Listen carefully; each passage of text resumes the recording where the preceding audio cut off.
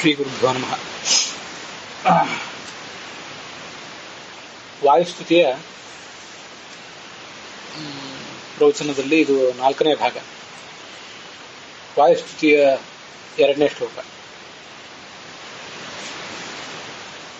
ಪರಮಾತ್ಮನ ಮತ್ತೆ ಮುಖ್ಯ ಪ್ರಾಣನ ಪಾದ ಕಮಲಗಳ ಧೂಳಿಯನ್ನ ವರ್ಣಿಸ್ತಾ ಇದ್ದಾರೆ. ಅವು ನಮ್ಮನ್ನು ಪವಿತ್ರೀಕರಿಸಲಿ ಅಂತ ಹಿಂದಿನ ಶ್ಲೋಕದಲ್ಲಿ ಹೇಳಿದ್ದಾರೆ. ಅದಕ್ಕೆ ಆ ಪಾದಧೂಳಿಗಳಿಗೆ ಮತ್ತು ಒಂದೆರಡು ವಿಶೇಷಣಗಳನ್ನ ಸೇರಿಸಿ ಒಂದು ವರ್ಣನೆಯನ್ನ ಇಲ್ಲಿ ತ್ರಿವಿಕ್ರಮ ಪಂಡಿತರು ಕೊಡ್ತಾ ಇದ್ದಾರೆ.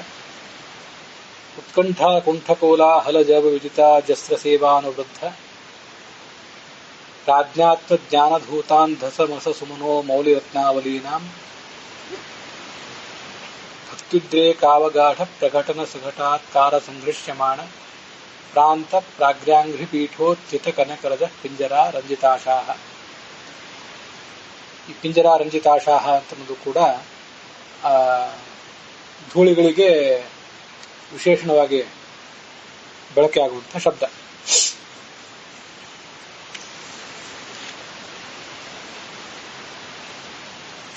ಮಧ್ವಾಚಾರ್ಯರಿಂದಾಗಲಿ ಅಥವಾ ಭಗವಂತನಾದ ವೇದವ್ಯಾಸನಿಂದಾಗಲಿ ತತ್ವೋಪದೇಶವನ್ನು ಪಡ್ಕೊಳ್ಬೇಕು ಅಂತ ದೇವತೆಗಳು ಅವಸರದಿಂದ ತಾನು ಮುಂದು ಅಂತ ಧಾವಿಸಿ ಬರ್ತಾರೆ.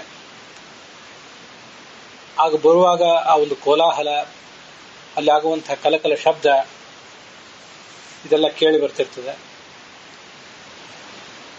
ಹೀಗೆ ಅವರು ತೋರಿಸುವ ಒಂದು ಉತ್ಸುಕತೆಯಿಂದಾಗಿ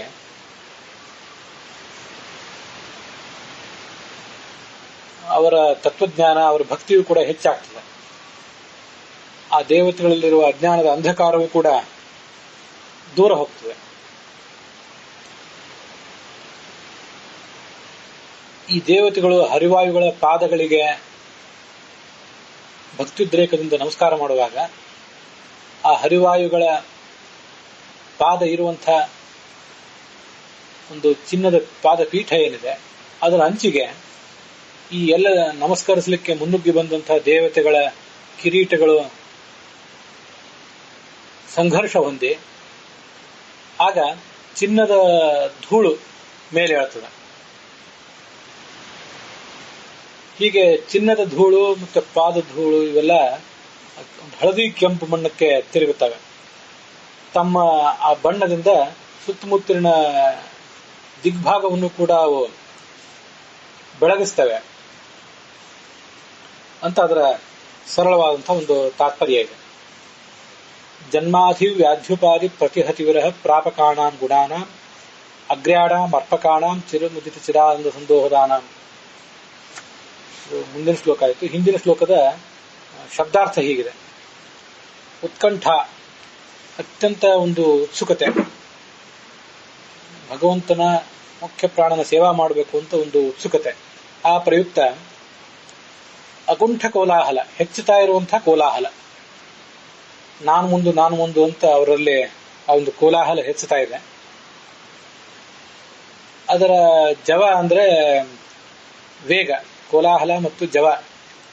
ಇದರಿಂದ ತಿಳಿದು ಬಂದದ್ದೇನು ಅಂದ್ರೆ ಆ ನಿತ್ಯ ಮಾಡುವಂತಹ ಸೇವಾ, ಅಜಸ್ತ್ರ ಸೇವಾ ಅಂದ್ರೆ, ಅಜಸ್ತ್ರ ಅಂದ್ರೆ ನಿತ್ಯ ನಡೆಯುವಂತಹ ಸೇವೆ. ಆ ಸೇವೆಯಿಂದ ಅಭಿವೃದ್ಧವಾದದ್ದು ಯಾವುದು? ಜ್ಞಾನ. ಪ್ರಾಜ್ಞಾತ್ಮನಾದಂತಹ ಸರ್ವಜ್ಞನಾದ ಪರಮಾತ್ಮನ ಜ್ಞಾನ. ಹರಿಯ ಸೇವೆ ಮಾಡಿದ್ರು, ವಾಯುವಿನ ಸೇವಾ ಮಾಡಿದ್ರು, ಅದರಿಂದ ಆ ಪರಮಾತ್ಮನ ತತ್ವಜ್ಞಾನ ಅಭಿವೃದ್ಧ ಆಗ್ತದೆ.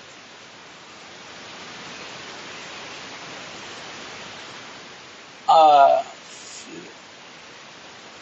ಪರಮಾತ್ಮನ ಒಂದು ತತ್ವಜ್ಞಾನ, ಪ್ರಾಜ್ಞಾತ್ಮ ಜ್ಞಾನ. ಆ ಜ್ಞಾನದಿಂದ, ಜ್ಞಾನ ಹೆಚ್ಚಾದಂತೆ ಜ್ಞಾನದಿಂದ ಧೂತ ನಾಶ ಹೊಂದಿದ್ಯಾವುದು ಅಂದ್ರೆ ಅಂಧತಮಸ್ಸು, ಅಜ್ಞಾನವೆಂಬ ಅಂಧಕಾರ.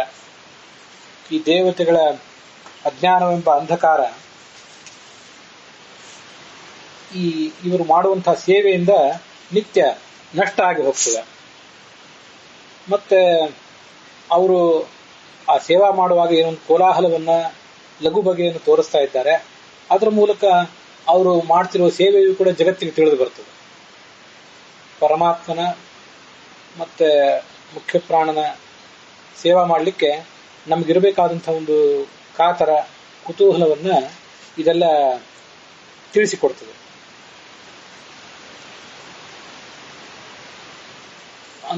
ಅಂಧತಮಸ ಸುಮನೋ ಮೌಲಿ ರತ್ನಾವಲೀನಾಂ, ಇಂಥ ಅಜ್ಞಾನವೆಂಬ ಕತ್ತಲುಳ್ಳವರು ಈ ದೇವತೆಗಳು. ಆ ದೇವತೆಗಳ ಮೌಲಿ ಅಂದ್ರೆ ಅವರ ತಲೆ, ಅಥವಾ ಮೌಲಿ ಅಂದ್ರೆ ಕಿರೀಟನೂ ಆಗಬಹುದು. ಅಲ್ಲಿ ರತ್ನಾವಲಿ, ರತ್ನದ ರಾಶಿಗಳಿರ್ತವೆ.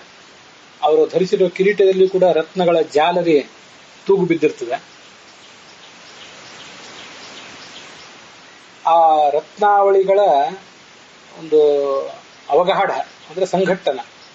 ಅದು ಯಾವ ಕಾರಣಕ್ಕಾಗಿ ಸಂಘಟ್ಟನ ಅಂದ್ರೆ ಭಕ್ತಿದ್ರೇಕ ಅವಗಾಢ. ಅತ್ಯಂತ ಭಕ್ತಿಯಿಂದ ಅವರು ಆ ಅವಕಾಶ ತಮಗೆ ಯಾವಾಗ ಸಿಕ್ಕಿತೋ ಹರಿವಾಯು ಗುರುಗಳ ಪಾದಸೇವಾ ಮಾಡಲಿಕ್ಕೆ ಅಂತ ಯಾವಾಗ ಸಿಕ್ಕಿತೋ ಅವಕಾಶ ಅಂತ ಅವರೇನು ಒಂದು ತವಕವನ್ನು ತೋರಿಸ್ತಾ ಇರ್ತಾರೆ. ಅದೇ ಭಕ್ತಿದ್ರೇಕ. ಅದರಿಂದ ಆ ಸಂಘರ್ಷ ಆಗ್ತದೆ.